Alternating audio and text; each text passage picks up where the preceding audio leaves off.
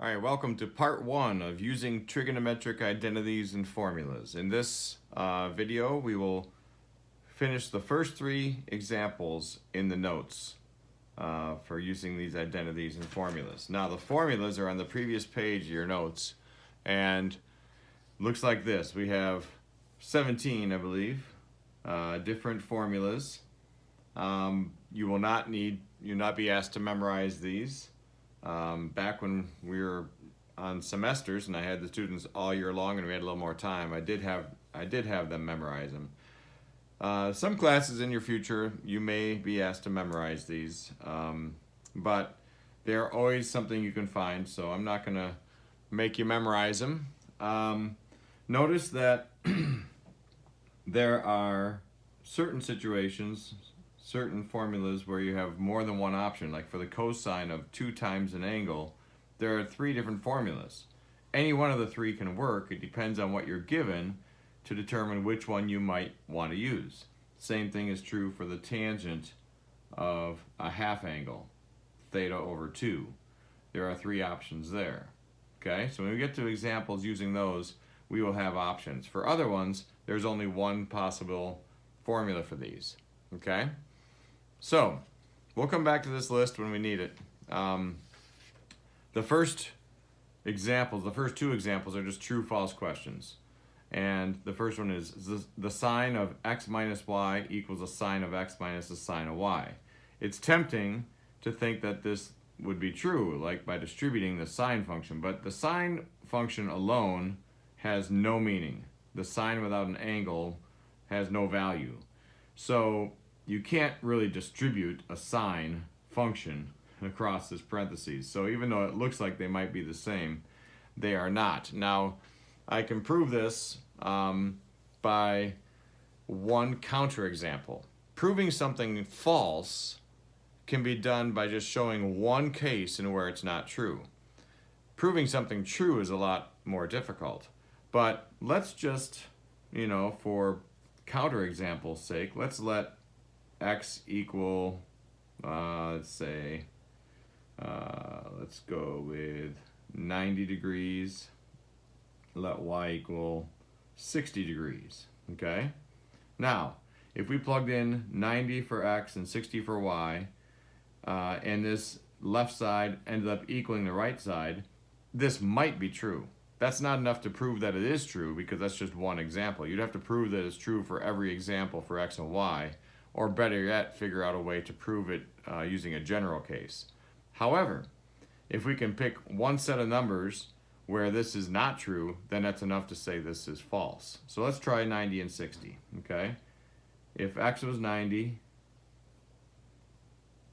and y was 60, the left side would look like this. The sine of 90 minus 60 equals the sine of 90 minus the sine of 60, okay? Well, 90 minus 60 is 30, so this would be the sine of 30. Does that equal the sine of 90 minus the sine of 60? Well, we know all of these values. The sine of 30 is 1/2. That's just one of our facts, one of our memorized values. The sine of 90 is 1. The sine of 60 is square root of 3 over 2.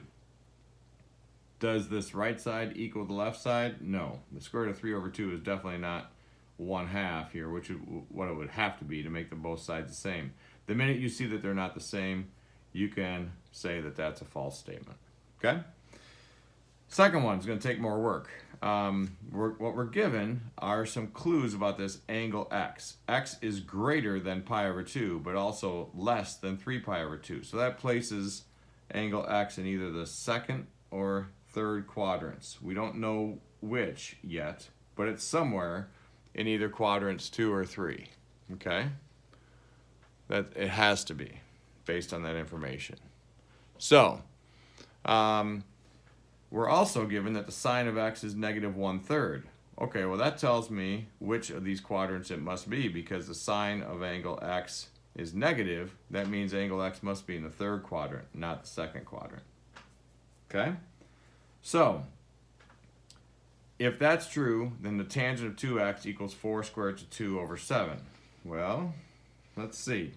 The tangent of 2x, we have a formula for for the tangent of 2 times an angle. It's right there.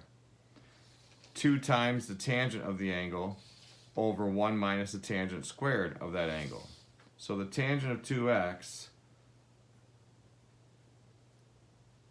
I'm just going to replace the x for the theta in this formula, would be 2 times the tangent of x over 1 minus the tangent squared x.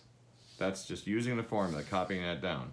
So I have to know, in order to evaluate this, I need to know what the tangent of x is.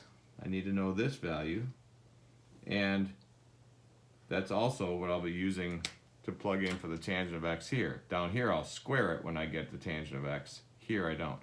Okay? So I have to do some work. I have to figure out what the tangent of angle x is. I know from this clue here, from these clues I already talked about, that it must be a third quadrant angle.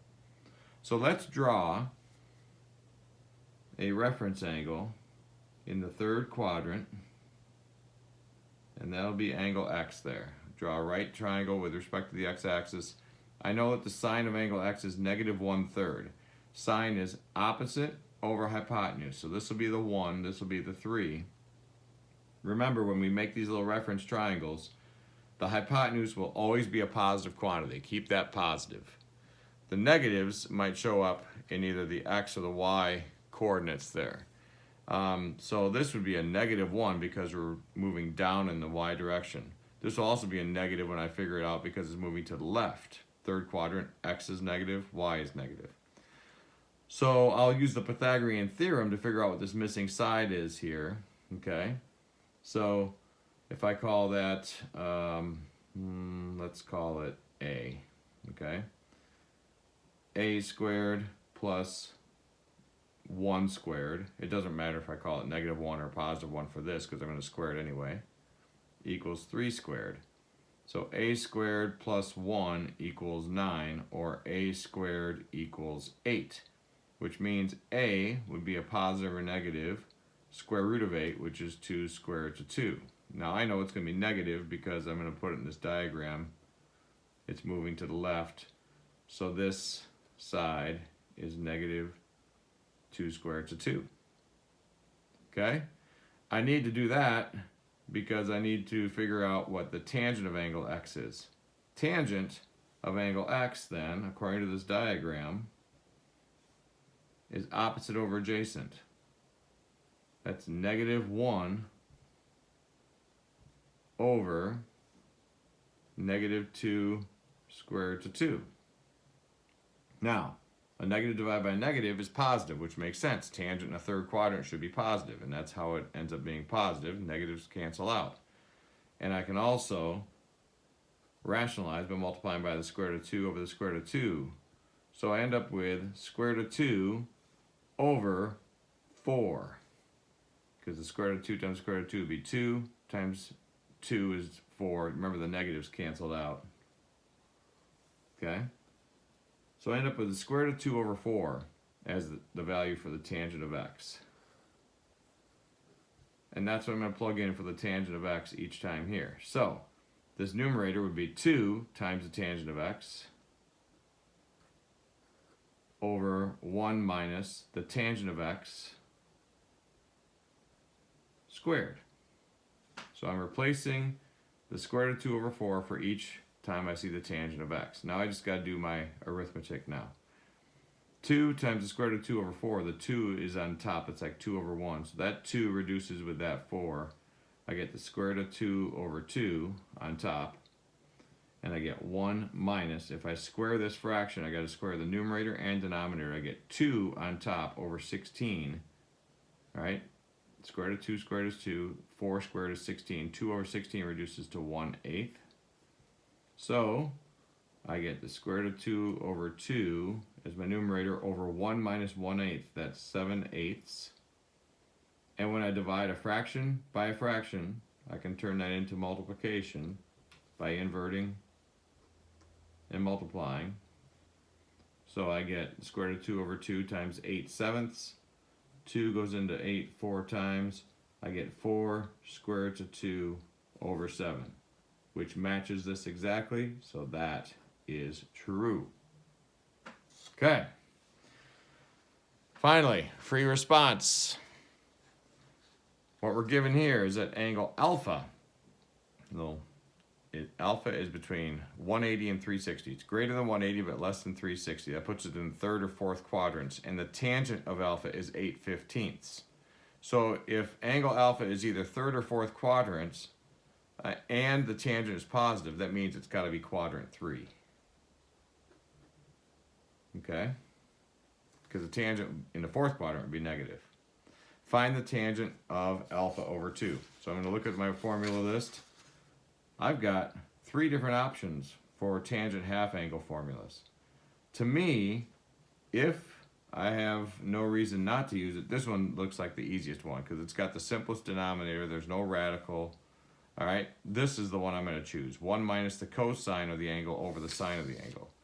So tangent of alpha over 2 will equal 1 minus the cosine of alpha over the sine of alpha.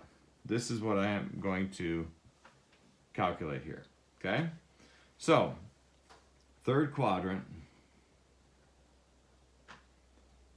alpha is in the third quadrant. I'll draw a reference angle there, make a right angle. And we're given that the tangent is 8/15. Tangent is opposite over adjacent. So you might think, oh, just 8 and 15. However, we do need, okay, sorry, I was off the screen there. We do need to be careful here. It'd be easy to miss that because that does give us the right ratio, but both of these should be negative because we're moving to the left, that's negative in the x direction, and we're moving down, that's negative in the y direction. 8, 15, 17 is the family. If you don't remember that, you can get it from the Pythagorean theorem, but that missing side would be 17. So, the values I need are the cosine of the angle alpha, which I can get from the diagram. Cosine is adjacent over hypotenuse, negative 15 over 17. And the sine of angle alpha is opposite over hypotenuse, negative 8/17. So these are the values I'm going to plug into that formula, and I'll have my answer. So, 1 minus the cosine of alpha over the sine of alpha. 1 minus a negative is like 1 plus a positive. Turn that 1 into 17/17 plus 15/17, that's 32/17 on top, over a negative 8/17 on the bottom. And we have a fraction divided by a fraction. We can turn that into multiplication again. 32/17 times negative 17/8, the 17s drop out. Negative 32 on top over 8 is just negative 4. The tangent value of alpha over 2 ends up being negative 4. That's your final answer.